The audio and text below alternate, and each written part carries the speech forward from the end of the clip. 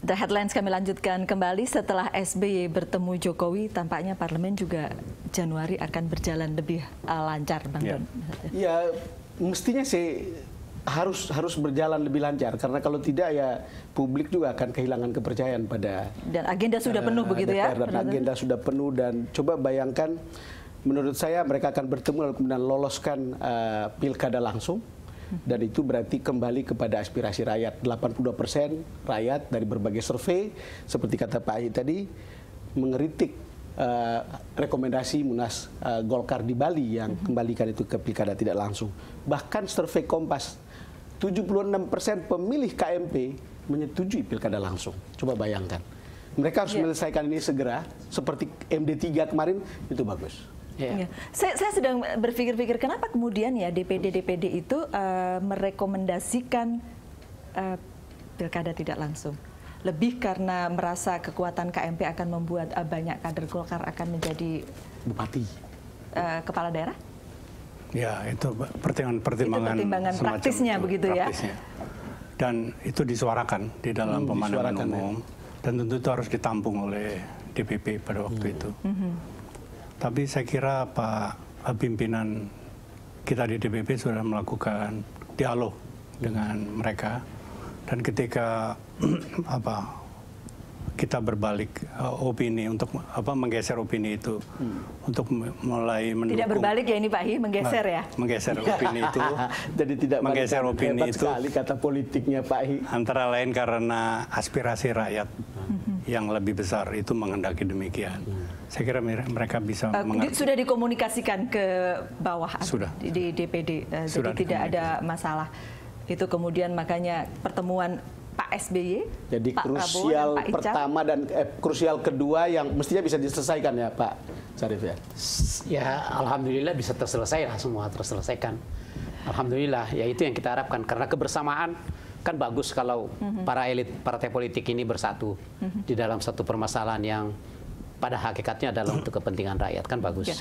Gitu. Ada 10 poin yang kemudian Demokrat usulkan yang sudah dimasukkan di dalam Perpu itu. Betul. Kan kemudian Golkar mungkin memandang masih perlu lagi pembahasan karena Golkar pada saat itu tidak setuju. Itu Perpu tidak bisa dibahas. Oh iya, iya atau tidak? Iya atau tidak? Ya setuju atau tidak. Bahwa di dalam setelah setuju, bahwa di dalam perjalanan ada yang perlu diperbaiki, maka itu akan disuruhkan itu lagi. Mungkin saja terjadi pengusulan amandemen undang-undang Perpu itu, bisa saja terjadi. Dan itu akan dilakukan nanti Januari. Iya. Dan membahasnya, melakukan presentasi, dan kemudian melakukan pembahasan bersama. Saya kira itu akan dilakukan segera di awal Januari ya agendanya. Iya. Pak Ahy, itu saya bertanya sebetulnya. Kan Pak Ahy ini sudah lama juga di politik. Lalu kemudian lihat DPR yang sekarang, cara kerjanya yang kemudian baru pertama kali nih kita 3 bulan tidak bekerja. Lalu kualitas macam apa sih dari teman-teman ini yang sebagai wartawan kita itu melihat kok cuman gini jadinya. Kita sudah memilih mereka. Karena Anda kan sudah lama di politik. Saya pernah 2 periode. Iya betul. Tapi kemudian saya berhenti, lalu saya menjadi ketua umum Kadin, sehingga saya lebih konsentrasi di sektor lain. Tapi saya melihat secara kualitas ya, mereka banyak yang cukup baik, dan generasi muda dari semua partai itu juga ada ya, dan tumbuh secara konstruktif begitu. Mungkin yang perlu kita biasakan sekarang ini adalah dalam suatu proses itu harus berjalan secara proper. Perdebatan itu karena diliput secara terbuka, itu harus substantif, sehingga tidak ada yang tidak substantif akhirnya malu sendiri dan bisa ditegur oleh fraksinya. Orang melihat karena ini adalah suatu show. Nah, itu yang menjadi concern saya. Begitu juga terhadap Pak Syarif. Karena persoalan kita ini kan semua sudah terbuka. Orang tidak akan berpikir orang yang vokal, asal bunyi, asal ngomong keras itu orang yang dipilih. Kan orang track record pada akhirnya. Orang juga tidak akan bilang saya akan ini, tapi orang bilang saya sudah ini, sudah ini, sudah ini. kita temukan nggak? Karena figur yang akan menentukan 2019 di pasar. Biasanya fraksi makin kecil fraksi biasanya makin vokal yang ngomongnya. Jadi sebenarnya ini dalam bentuk akademisi lagi sebenarnya.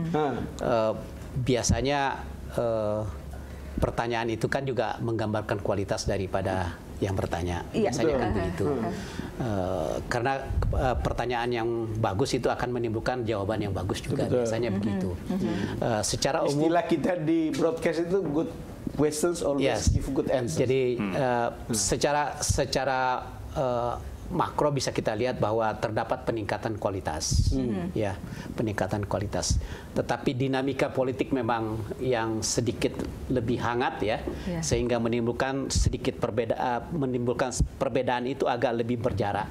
Nah, inilah yang menyebabkan ada persepsi bahwa kok kualitasnya begitu. Sebenarnya kualitasnya menurut saya pribadi cukup bagus sekarang. Banyak generasi muda, politisi-politisi muda yang cukup bagus, pendidikannya bagus. Dan saya melihat grafiknya itu meningkat. Berpendidikan SMA itu sudah mulai kecil, yang S1 sudah besar, dan S2, S3 juga semakin bagus. Nah, itu kan salah satu parameter peningkatan kualitas. Oke. Yang jadi soal orang-orang berpandangan tadinya kan kemudian perbedaan antara friksi yang kuat antara dua kubu itu yang kemudian membuat DPR sulit berjalan. Nah, inilah syukur yang penting dinamika ini sudah mulai selesai. Tentunya ini adalah merupakan juga pengalaman bagi pengembangan demokrasi yang kita miliki. Pengalaman juga buat para politisi ya, bagaimana kemudian bergerak dari dua udah friksi. selesai MD3, nyaris selesai pilkada, Perpu.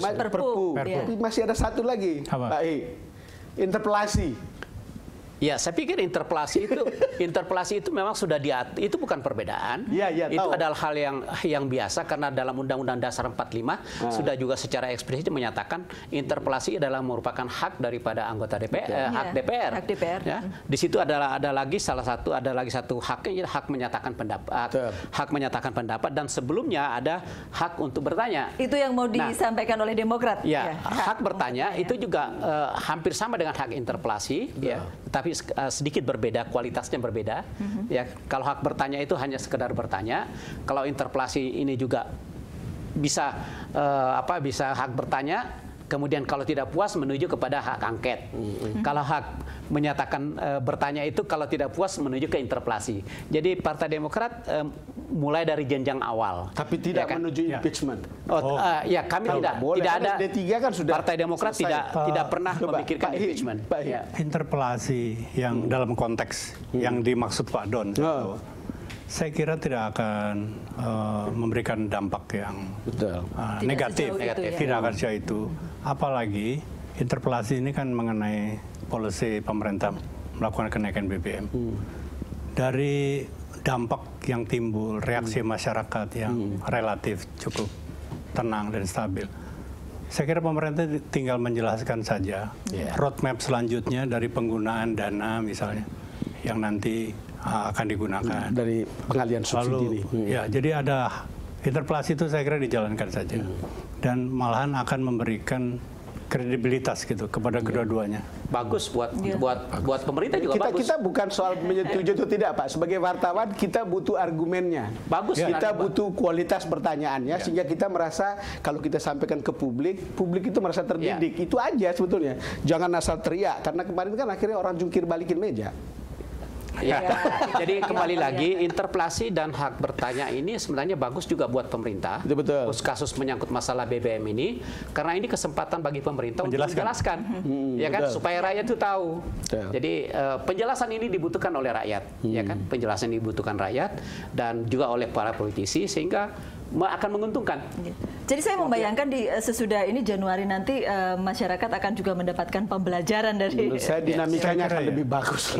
Saya akan melihat pemerintah bisa menggunakan ini sebagai panggung untuk melakukan penjelasan yang komprehensif terhadap policy dia, sehingga akan kedepannya menjadi pembelajaran buat kita semua. Dan saya kira untuk selanjutnya mungkin agenda-agenda pemerintah dengan parlemen bisa dijalankan secara intensif karena jadwalnya tuh udah ketat sekali. Betul. Iya, dan Jadi saya kira tidak boleh ada yang